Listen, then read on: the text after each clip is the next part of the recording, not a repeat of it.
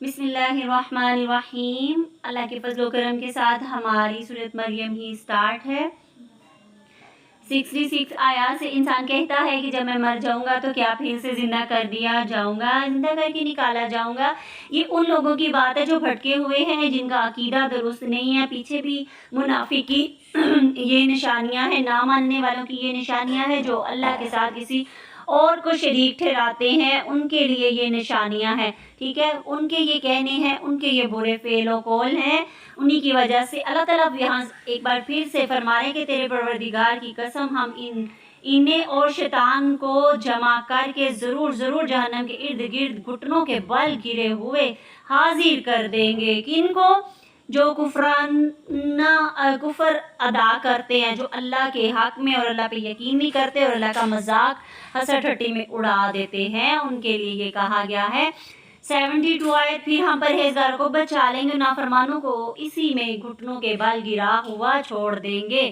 پرہیزگار کون ہے؟ متقی لوگ کون ہے؟ للمتقین، جو اللہ کی باتوں کو سنتے ہیں، اللہ کی یاد کو سنتے ہیں، اس کا مطالعہ کرتے ہیں، اپنی زندگی پر لیتے ہیں۔ اللہ تعالیٰ ان کو عطا کرتا ہے رفتیں اور برکتیں۔ 74 آیت، ہم تو ان سے پہلے بہت سی جماعتوں کو غارت کر چکے ہیں جو ساز و سامان اور نام و نمود میں ان سے بڑھ چڑھ کر تھی۔ یہ کن کے لیے کہا گیا؟ ان مغرور لوگوں کے لیے جو کہتے ہیں میرا مال میرا مال۔ اللہ تعالیٰ بتا رہا ہے تیرا مال تب تک تھا جب تک تو زندہ سلامت کھا پی رہا تھا، اوڑھ رہا تھا، پہن رہا تھا، بس تب تک تھا۔ ہم نے تو ایسی کافی بستیاں الٹ دیں جو بڑھ چڑھ کر اعلیٰ محل مخنار تھے ان کے۔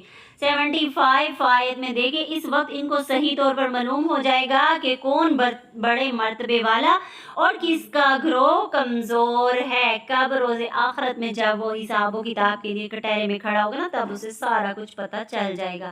رب کے نزدیک ثواب کے لحاظ سے اور انجام کے لحاظ سے بہت ہی برتر ہے وہ جو باقی رہنے والی نیکیاں ہیں۔ 76 آیت دیکھیں، باقی رہنے والی کون سی ہیں؟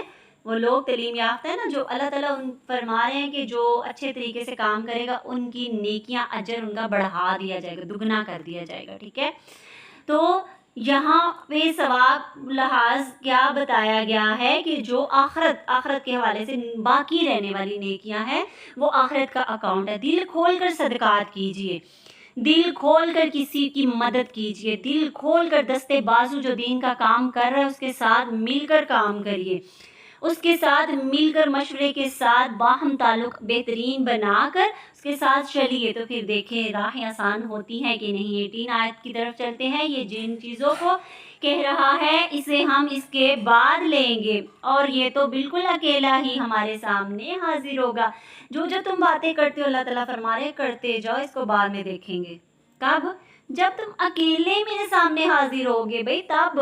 ابھی تو ہم چھوڑ رہے ہیں، کیونکہ اللہ رب العزت سورۃ البقرہ میں بھی فرماتا ہے نا کہ میں انسان کی رسی کو ڈھیلا چھوڑ دیتا ہوں، ٹھیک ہے۔ پتنگ آپ نے دیکھی نا اڑتی ہوئی، اس کی ڈور کو وہ ڈھیلا کرنا پڑتا ہے، اسی لیے تیرا میرا رب فرما رہا ہے کہ میں ڈھیل دیتا ہوں۔ 82 آیت، لیکن ایسا ہرگز نہیں کہ وہ ان کی پوجا سے منکر ہو جائیں، الٹے ان کے دشمن بن جائیں۔ سرے محبوب بناتے ہیں جو باعث عزت یا کچھ بھی مرتبے ایسے، اور کچھ کو عزت دیتا ہے اللہ کیونکہ وہ عزت کے قابل ہوتے ہیں، کچھ کو نہیں۔ کچھ لوگ شرک و بدعت میں آگے ہوتے ہیں، کچھ عزت و احترام میں۔ تو جو جیسا کرتا ہے ویسا ہی پڑتا ہے۔ حضرت ابو سعد رضی اللہ عنہ سے روایت ہے، رسول اللہ صلی اللہ علیہ وسلم نے فرمایا پل صراط کو جہنم کے اوپر رکھا جائے گا، اس پر کانٹے ہوں گے جیسے ساتھ ان کے کانٹے، پھر لوگ گزریں گے، کچھ صحیح سلامت بچ نکلیں گے، کچھ ناقص جسم والے ہو کر آخرکار بچ نکلیں گے۔ پھر نتیجہ ہوگا کہ کوئی نجات پا جائے گا، کوئی وہاں روک لیا جائے گا، اور کوئی سر کے بل اس پہ جا گرے گا۔ استغفر اللہ۔ والباقیات الصالحات، باقی رہنے والی نیک اعمال، کون سے؟ بقا اور دوام صرف نیک اعمال کو کہا جاتا ہے۔ پائیدار نیکیاں انجام بدلے اور ثواب کے لحاظ سے نیکیوں کے لیے بہتر ہے۔ باقیات صالحات جنت کے خزانے ہیں۔ مومنوں کے لیے ہر آزمائش مزید ہدایت کا سبب بن جاتی ہے۔ اور قرآن میں اعمال صالحہ کو جگہ جگہ باقیات الصالحات سے تعبیر دیا گیا ہے، تعبیر کیا گیا ہے۔ کیا چیز؟ اعمال اور صالحات، باقیات صالحات کی تعبیر، اعمال صالحہ پائیدار اور غیر فانی، اور جو اعمال چند روزدار فانی ہے وہ غیر صالحہ ہے۔ بندہ مومن کی ہدایت میں لمحہ بلمحہ اضافہ ہوتا ہے۔ اللہ اور آخرت کو مقصود بنا کر کیے جانے والے اعمال باقی رہنے والے ہیں، باقیات میں جاتے ہیں۔ دنیا کو مطلوب و مقصود بنا کر کیے جانے والے اعمال فانی ہیں، یعنی مٹ جانے والے، ختم ہو جانے والے، اور باقی رہنے والے آخرت کو جو سوچ کر کرتے ہیں وہ والے اعمال ہیں۔ یہاں پہ بھی آپ دیکھیں سیدنا حباب بن ارت رضی اللہ عنہ فرماتے ہیں، میں لوہار تھا، میرا کچھ قرض آس بن وائل کے ذمہ تھا، میں ایک دن اس پر تقاضا کرنے لگا۔ اس نے کہا کہ جب تک تو محمد صلی اللہ علیہ وسلم کا انکار نہیں کرے گا میں تیرا قرض نہیں دوں گا۔ میں نے جواب دیا کہ آپ کا انکار اس وقت تک نہیں کروں گا جب تک اللہ تیری جان نہ لے لے، پھر تو دوبارہ اٹھایا جائے۔ اس نے کہا پھر میں بھی مہلت دے کر میں مروں گا، پھر دوبارہ اٹھایا جاؤں اور مجھے مال اور اولاد ملے، اس وقت بھی میں تمہارا قرض ادا کروں، اس وقت میں تمہارا قرض ادا کروں گا۔ اس پر یہ آیت نازل ہوئی 77 سے 18 تک۔ اس کو بغور آپ نے مطالعہ کرنا ہے۔ آخرت کا انکار نہیں کرنا، اللہ تعالیٰ سے ڈرنا، ایمان لانا، رحمان کے مقابلے میں سرکش نہیں بننا، اللہ کے سوا کسی کی کو معبود نہیں بنانا، اللہ کی آیات کو چھوڑ کر اپنی مجلسوں کو اچھا نہیں سمجھنا، خود کو بڑی چیز نہیں سمجھنا۔ 9 رکوع کی طرف چلتے ہیں۔ آخری رکوع ہے سورۃ المریم کا، آخری آیات ہیں 83 سے 98 تک۔ الم تر انا ارسلنا الشیاطین، متقین رحمان کے مہمان ہیں۔ کون رحمان؟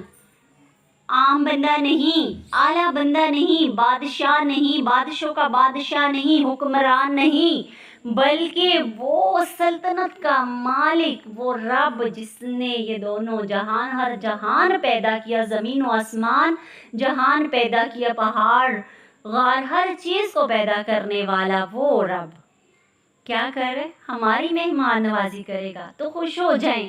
جب وہ ہمیں مہمان بنا رہے، ہم ادنا سے گناہگار بندوں کو، تو اس کے لیے تو ہمیں اپنی نمازیں درست کرنی ہوگی، لمبے رکوع سجود کرنے ہوں گے، اور صدقات کو بڑھانا ہوگا۔ جو دین کا کام کر رہا ہے، کمزور ہے، اس کے ساتھ مل کر کام کر کے اس کو مضبوط کرنا ہوگا، اس کا دستے بازو بڑھنا ہوگا۔ یہ میرا اور آپ کا مشن ہے۔